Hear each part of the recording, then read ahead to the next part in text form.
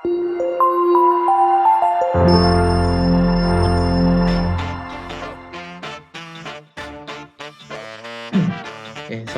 warahmatullahi wabarakatuh. Perkenalkan, kita dari kelompok besar 2. Di sini saya akan mempresentasikan tugas besar 2 kewarganegaraan dengan dosen aku Ibu Pujiani Martininggo, SH Magister Sistem Informasi. Di mana saya di sini ada 3 kelompok. Nama-namanya sebagai berikut. Bisa perkenalkan diri mulai dari saya sendiri dengan Muhammad Indra Saputra dengan NIM 41511110668. Untuk berikutnya bisa perkenalkan masing-masing. Saya Muhammad Rizky dengan NIM 415211100071. Saya Muhammad Rizky Holik dengan NIM 41521111070. Oke, terima kasih untuk semuanya. Di sini saya akan mempresentasikan materi ketahanan nasional.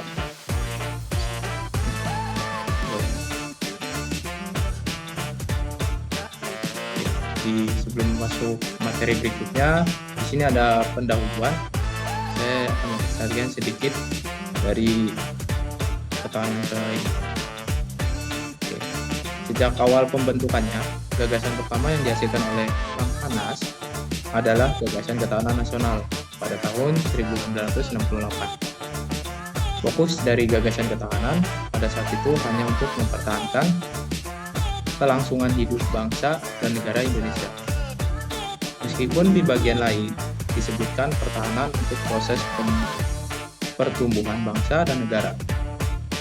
Pengembangan konsep tentang ketahanan telah dimulai sejak tahun 60-an yang diprakarsai oleh para perwira ABRI di Sesquad dan peserta KRAI 1965 yang mengembangkan konsep ketahanan revolusi. Itu pendahuluannya. Selanjutnya, di sini ada fungsi ketahanan nasional. Fungsi ketahanan nasional ini tentunya memiliki berbagai fungsi untuk suatu bangsa, yaitu sebagai daya tangkal. Artinya ketahanan nasional untuk menangkal berbagai macam hal yang mengancam integritas dan identitas negara. Sebagai pengarah-pengarah ini, berarti ketahanan nasional ini memberikan sarana atau arahan bangsa untuk mengembangkan potensi kekuatan yang dimiliki, baik itu di sektor politik, ekonomi, sosial, budaya, pertahanan, untuk meraih kesejahteraan hidup masyarakat. Pedoman dalam mempersatukan pola pikir, pola tindak, dan cara kerja inspektornya, artinya ketahanan nasional harus bisa membuat masyarakat hidup adil dan makmur lewat kebijakan yang dibuat oleh pemerintah tersendiri. Berikutnya ada ciri-ciri ketahanan. Ciri-ciri ketahanan nasional berlandaskan prosedur Astagratra, yaitu terdiri dari 3 faktor: alami, seperti kekayaan alam, geografis, serta masyarakat, dan 5 faktor kemasyarakatan, yaitu ekonomi, budaya, pertahanan, filsafat, serta ketatanegaraan. Ketahanan nasional berfokus untuk mempertahankan nilai-nilai yang dianggap demi berlangsung hidup suatu bangsa dengan pendekatan keamanan dan kesejahteraan, berpegang teguh pada pemahaman wawasan nasional berdasarkan cara pandang bangsa sesuai dengan Pancasila dan Undang-Undang 1945. Ketahanan nasional merupakan yang wajib bagi menghadapi provokasi. Digunakan untuk menghadapi provokasi, rintangan, dan halangan. Itu ciri ketahanan nasional. Berikutnya ada sifat ketahanan nasional. Sifat ketahanan nasional di sini ada 2, yaitu mandiri dan dinamis. Apa itu mandiri? Mandiri memiliki keyakinan pada kemampuan dan kekuatan sendiri dengan keuletan dan ketangguhan yang mengandung prinsip tidak mudah menyerah serta didasarkan pada identitas, kepribadian bangsa, dan integritas.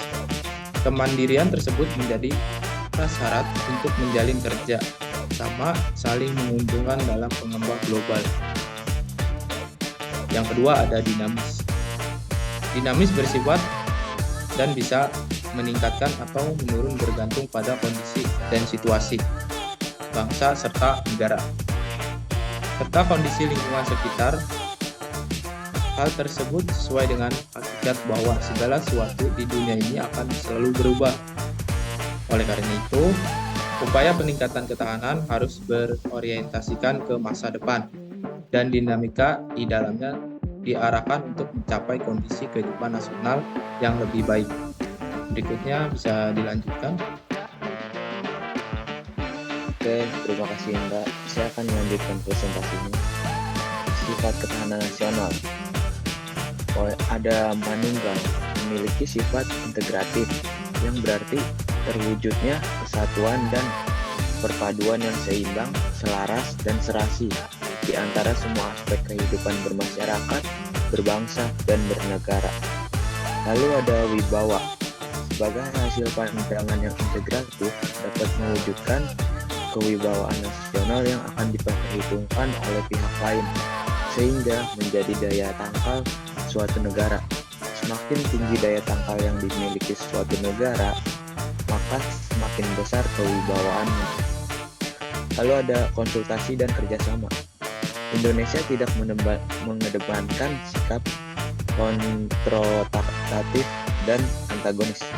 Bangsa ini juga tidak mengandalkan kekuasaan atau kekuatan fisik saja, melainkan lebih pada sifat konsulatif dan kerjasama serta saling menghargai dengan mengandalkan pada kekuatan moral dan kepribadian bangsa.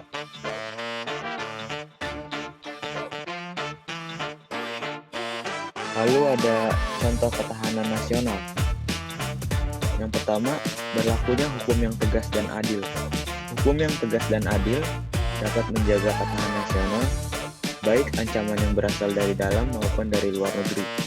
Apabila hukum sudah berlaku dengan adil dan tidak pandang bulu, rakyat menjadi taat dan menghormati hukum, sehingga dapat menciptakan lingkungan yang aman bagi kehidupan bernegara. Lalu ada sistem perekonomian yang teratur. Contoh ketahanan nasional lainnya juga dapat kita temukan adalah keamanan di lingkungan sekitar rumah. Contohnya, melaporkan kepada RT atau warga setempat apabila menemui hal-hal yang mencurigakan dan terjadinya tindakan kriminal seperti perampokan, pencurian, pungutan liar, dan lain-lain. Lalu ada karakter generasi muda yang kuat.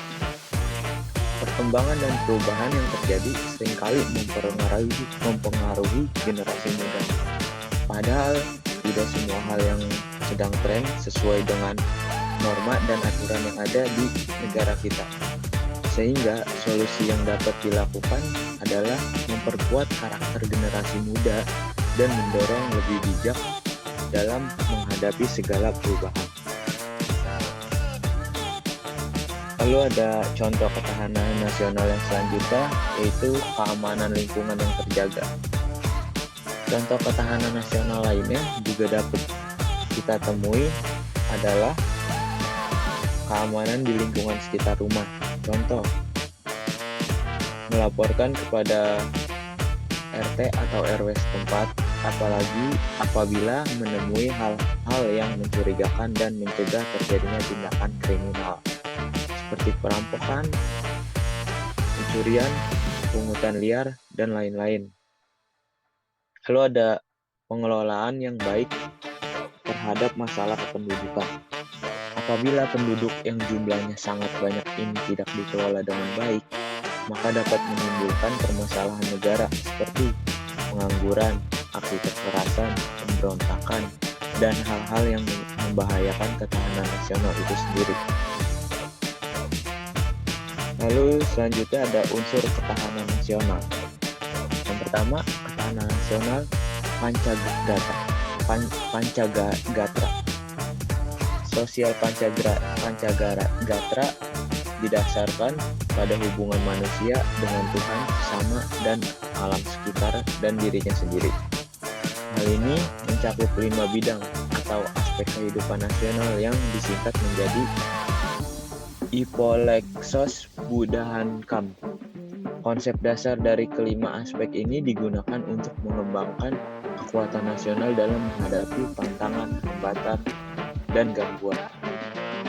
Lalu ada yang kedua, ketahanan aspek ideologi. Sebuah bangsa memiliki filsafat hidup sebagai pedoman dalam perjuangan mempertahankan kelangsungan hidup bangsa dan bernegara.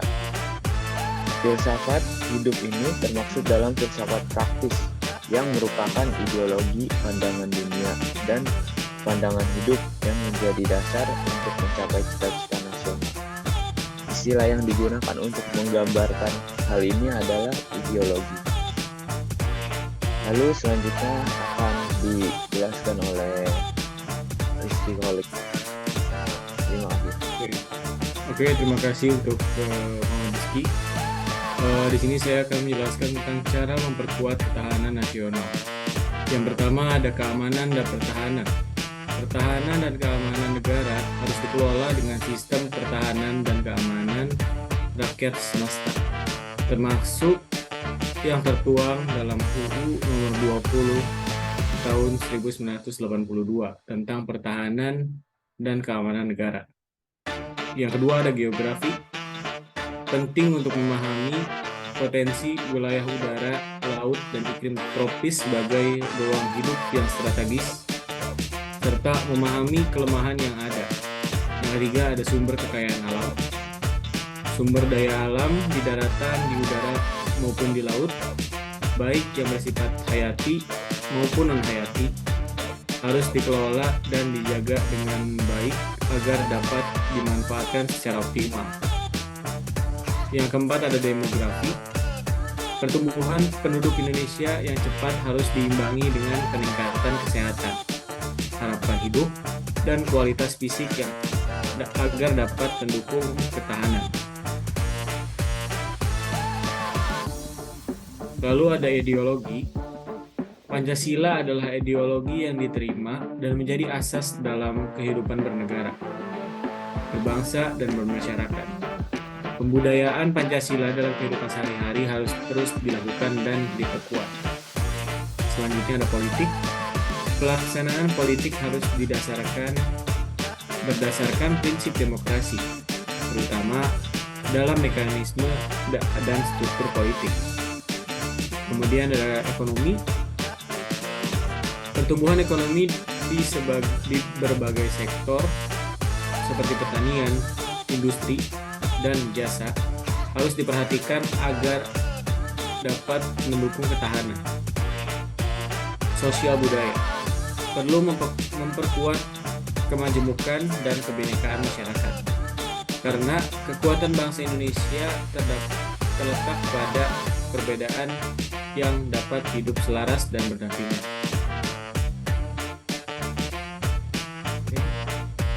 Di sini saya akan menjelaskan tentang Lemhanas. Lemhanas adalah singkatan dari Lembaga Ketahanan Nasional, sebuah lembaga yang bertanggung jawab untuk membantu Presiden dalam menyusun kebijakan nasional dalam rangka meningkatkan ketahanan. Lembaga ini juga bertugas untuk membentuk para pemimpin nasional dan memfasilitasi dialog antar berbagai elemen masyarakat dalam menyelesaikan masalah-masalah nasional yang kompleks.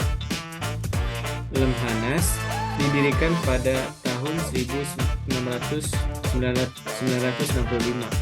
dan merupakan lembaga yang independen dalam lingkup tugas dan wewenangnya. Lembaga ini bermarkas di Jakarta dan dipimpin oleh seorang kepala lembaga yang diangkat oleh Presiden untuk menjabat dengan masa jabatan 4 tahun dan dapat dipilih kembali untuk 1 kali masa jabatan. Oke, yang terakhir, kesimpulan.